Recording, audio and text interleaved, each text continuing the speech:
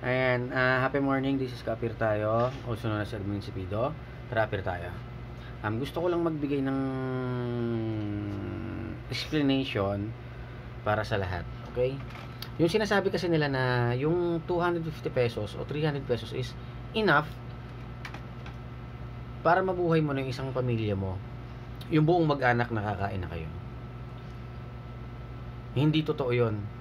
Maniniwala pa ako kung single ka lang. Kasi ako, kung ako lang mag-isa, kaya ko mabuhay ng kahit ang budget ko is 150 or 100 a day yung kakainin ko. Kaya ko mag-ulam ng tuyo, kaya ko mag-ulam ng kamatis. Yun lang, kayang-kaya ko na yun.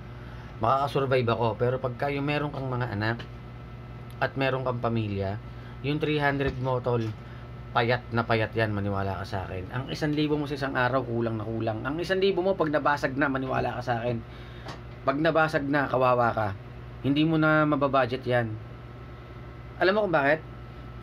Kasi, pag nabasag na yung 1,000 mo, iba yung kinakain ng mga bata sa umaga.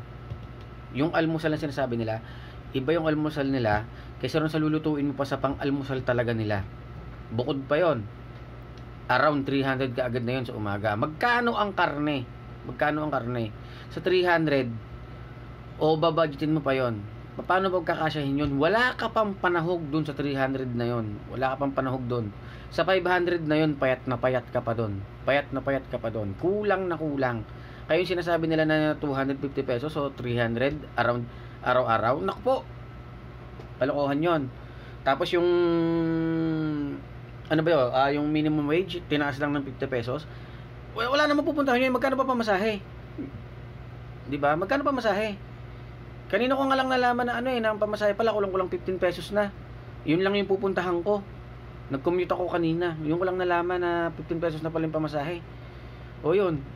Kulang na kulang po talaga ang budget pagka yung sa 1,000 pesos lang pag nabasag na. Naku po.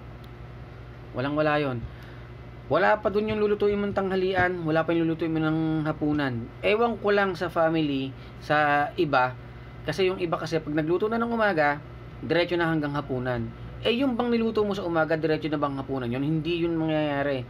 Wala pang tanghalian, ubus na yung pagkain na yan. Bibili ka na naman. Kaya 1,000 pesos mo, kulang na kulang yan, maniwala ka. May mag-aaral pa, magpapabaong ka pa. Lahat-lahat ng gastos nandun pa. Kulang na kulang yung 1,000k. Maniwala ka sa akin, kulang na kulang yung 1,000k. Siguro, depende sa nagbabudget din talaga.